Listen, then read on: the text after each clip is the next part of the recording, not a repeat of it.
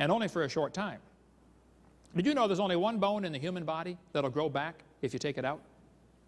The lower rib. You'd almost think God knew what he was doing if you didn't know better. Anyway, there are two ways to tell the difference between a male and female skeleton. One is to look at the feet. If they're pointed toward the mall, it's a woman. The other way to tell the difference is to look at the process on the temporomandibular joint. If that joint is worn out more, it's a woman. One lady said, that's because we have to tell you men everything twice. You don't listen first time. Guilty, guilty, guilty. A lot of folks don't realize the Roman Emperor Maximus was 8'6". That's where we get our word maximum from, or Maximus's boot. He was a big boy. You know, a skeleton 9 feet 8 inches tall was found in Brewersville, Indiana, back 100 years ago. Skeletons 9 feet tall found in Nevada. You don't hear about those in your public school, do you? Huge bones, similar in every respect to man's, were found embedded in thick layers of clam shells. As many as 20 skeletons were found. Every skeleton was fully 9 feet high, back in 1902, in Louisiana.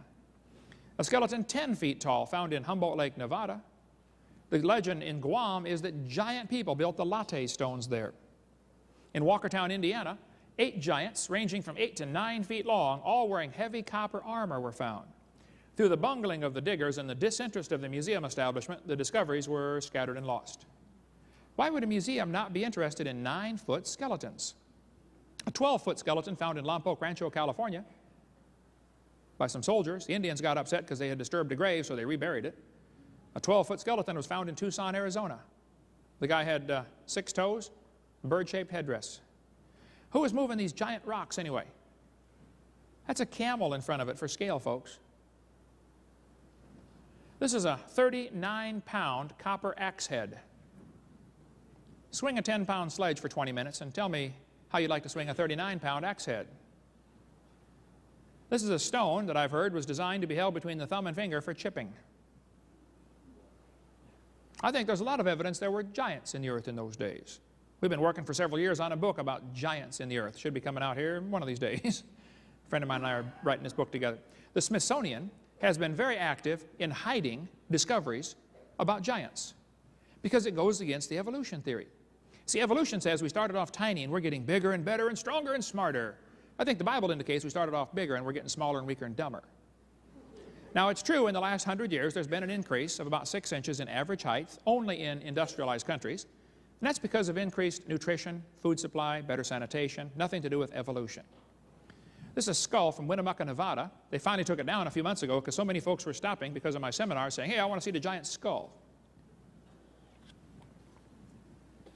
But there was a giant human skull on display for quite some time. This is a normal human thumb bone. Underneath is a giant human thumb bone. This was found right near Mount Ararat in Turkey. The government of Turkey claims they have found the grave of Noah. The skeleton was 12 feet tall. That would make his cubit a little bigger, wouldn't it? How big was that ark? People say, 1 man and 3 boys could not build a boat that big. Oh, you didn't see those boys. Hey, Bubba, bring me that tree, would you? It's a thigh bone we've got in our museum in Pensacola, a replica of a thigh bone, 47-inch femur, indicating the man would have been about 13 feet tall. That's pretty big. There's a jawbone in a hotel in Turkey on display right now, 6.5 inches across the TMJs. Any one of you could put your head inside and rattle it back and forth inside the jawbone. In Wasaki, Wisconsin, 100 years ago, giant skeletons were found in a burial mound. One of the skulls was 3 times the size of ordinary humans. The Bible says there were giants in the earth in those days. I think it says that because there were giants in the earth in those days. So here we got the textbooks teaching the kids about cavemen. The Bible says we're made in God's image. Yet the textbook says, this is Grandpa. What about all these cavemen the kids learn about anyway? Well, we'll cover that in the next session. There'd never been a caveman. We'll cover them in the next session. The Garden of Eden was real different. Coming soon is the 1,000-year reign of Christ. Going to be real different. than what we see today. Talk about that next time. Thank you. Welcome to the continuation of our seminar Part 2 on the Garden of Eden. In this section, we're going to talk a little bit about the so-called cavemen, and then tell you what it was like in the Garden of Eden, and why the people lived to be 900, and what it's going to be like when God restores the earth like it used to be. For 1,000 years, we'll get to see it. This is not my wife, just a picture of her. We have 3 kids, all married, and the dog died. I made it. I'm home free.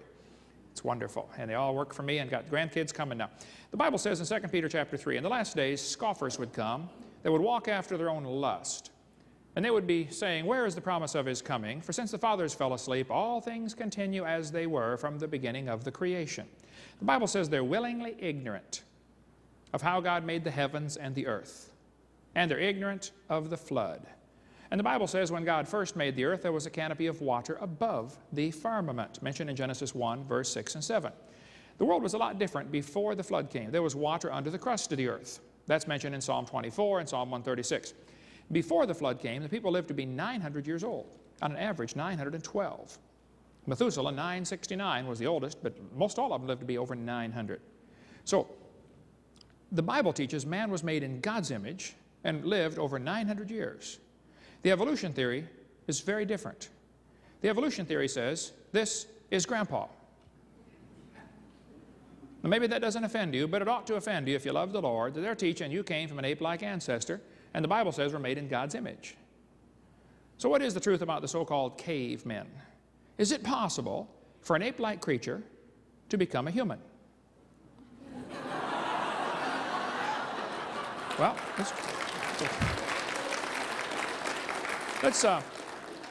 let's discuss a few of these so-called cavemen.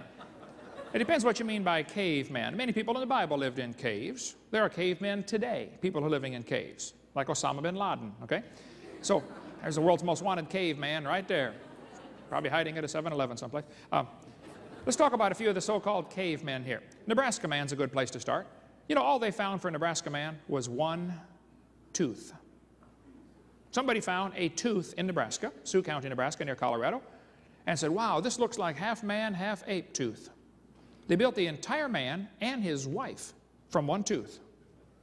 You have to really be good to know what his wife looks like from his tooth, but these guys are professionals, you know, don't question them.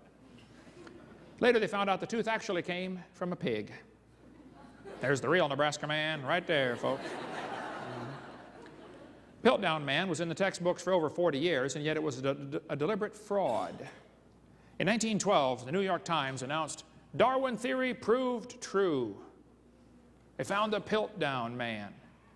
This was a hoax. Somebody took a human skull and an ape's jawbone, filed them down, and made them fit together.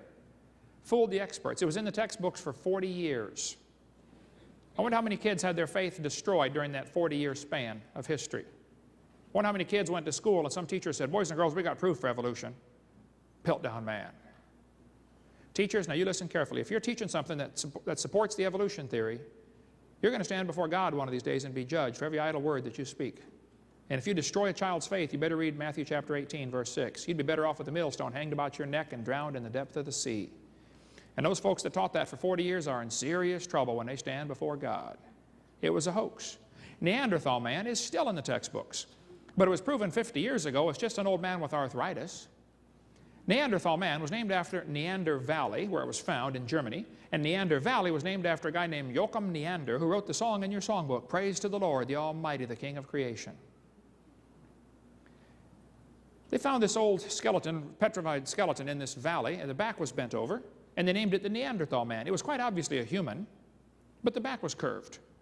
And since apes are four-legged, walks leaning over, and man walks on two legs, later on somebody said, well, you know, we need some evidence for evolution. Let's go use that old man we found. So they said, see, his back has bent over because he's slowly coming up. No, he has arthritis. He's slowly going down. They've known that all along. It's not a missing link at all. About 300 Neanderthal skeletons have now been found, all of them perfectly normal like ours. Their brain is bigger than ours, 13% bigger on average. Average height of the males was 5'9", of the females 5'3", same as today. But yet they say it's a missing link. They gave the same Neanderthal skull to 9 different artists and said, what did it look like? They got 9 different answers. Those pictures you see in your book, kid, are pure imagination on the part of the artist.